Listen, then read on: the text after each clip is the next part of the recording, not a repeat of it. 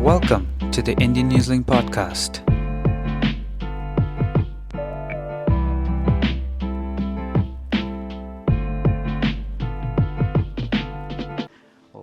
Thank you for coming to the Indian Newslink office, Michael. How are you? Very good today. We're down to our final 5 days of election campaigning now, so very, very busy at the moment from the start of the day until the very end of the day. But I find that quite an energising period, so I'm feeling really good, enjoying working with my volunteers and doing everything I can to get a good result this election. Okay, that's good. How's campaigning been going for you? Oh, very positive. We have a really great team in Mt Roskill, lots and lots of volunteers who have been getting stuck in. We've had a really strong response from people, and we run a pretty old-fashioned campaign in Mt Roskill. Okay. We do a lot of work on the ground. We get around and knock on a lot of doors. I've been holding street corner meetings every day in the late afternoon, getting around local neighbourhoods and meeting with local residents and really getting that message out about getting out and voting over the next week. So we know this will be a tight election. We know that we've been coming from a little bit behind, but I'm really feeling really positive as we head into the final week that we've got good momentum that's building. Okay, and what have the people of Mt Roskill been telling you, Michael? Look, a few key things have been coming through in the conversations in Mt Roskill. The first has been a really big focus on that whole set of issues around cost of living. Yep. So when I talk to people about what are the most important things for you or your family, I would say that 70% of people would say cost of living pressures. And so people are really keen to hear about the things that we want to do to help in that space. Things like cheaper public transport, free prescriptions, cheaper early childhood education, free dental for under 30s, and people are really interested in how those things could make a positive difference. There's been a focus on the set of issues around crime and law and order as well. Yes. And it's been good to have those conversations with people because people don't just want to hear politicians put slogans out there about this issue.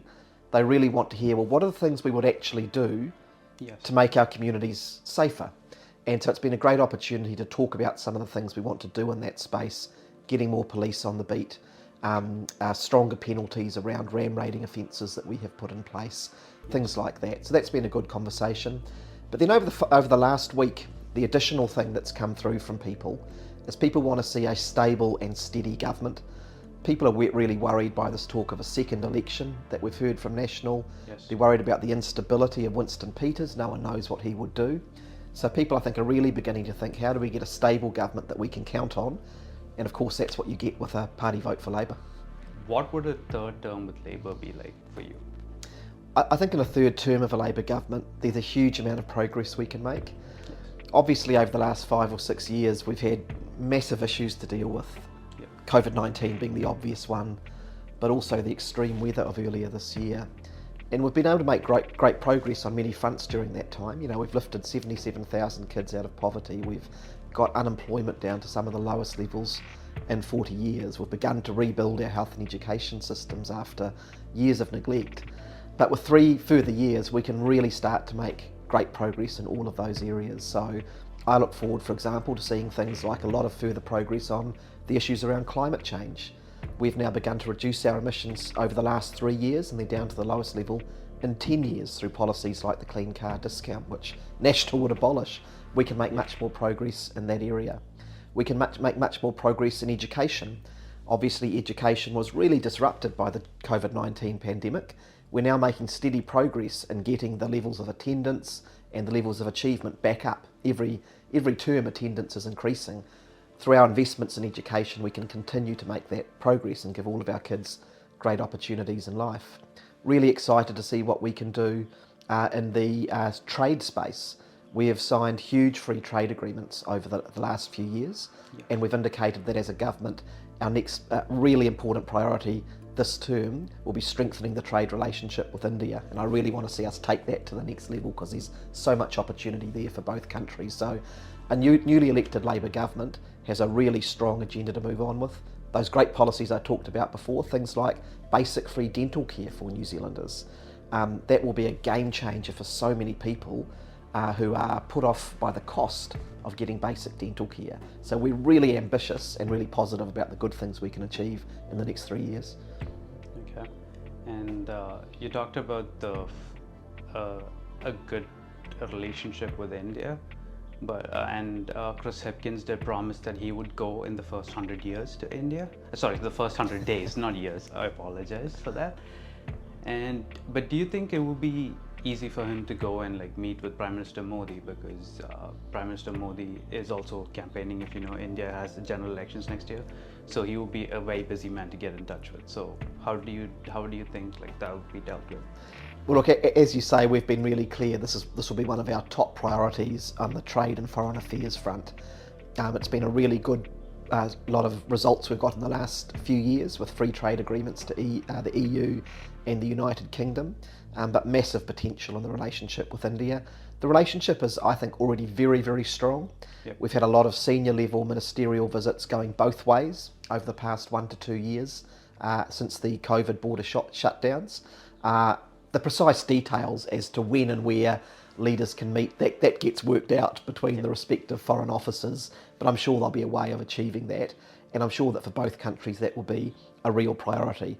And simply having the Prime Minister say, this is at the top of our priority list, I intend to be there within the next 100 days, that sends a very strong message about the priority that our Labour government puts on the relationship and taking the next steps.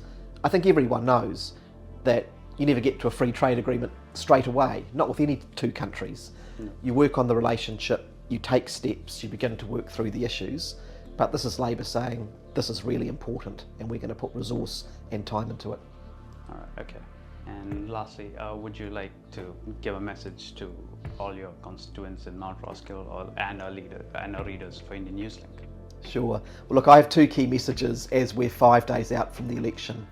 The first is asking every single person who is eligible, please go and vote. We live in a great little democracy. We have the opportunity and I believe the responsibility to all participate. So please make sure you get out and vote, and consider casting an early vote at one of the early vote locations before election day. It's much quicker and easier. Secondly, please make it 2 ticks for Labour. It's Labour who's led our country through some of the most difficult times in our history. We saved 20,000 lives during COVID. We have experienced and caring leadership, and we will be a stable government. What we're seeing on the other side of politics is the potential for a coalition of cuts and chaos with National Act and New Zealand First. They can't even agree between themselves and they're talking about a second election. That is the last thing that our country needs. With Labour, you can count on a government that will be stable, that will keep investing in housing, health and education, that won't leave people behind, and that will also be a strong voice for our Indian and our migrant communities. We're the government who reopened the parent category, and we're the government that's committing to the new super visa policy to make it easier for parents and grandparents to visit New Zealand. You'll never get that in our National Act New Zealand First government. New Zealand First will veto it, I guarantee it now. All right, thank you so much for coming in today, Michael. Thank you, pleasure. Thank you for listening to the Indian Newslink podcast.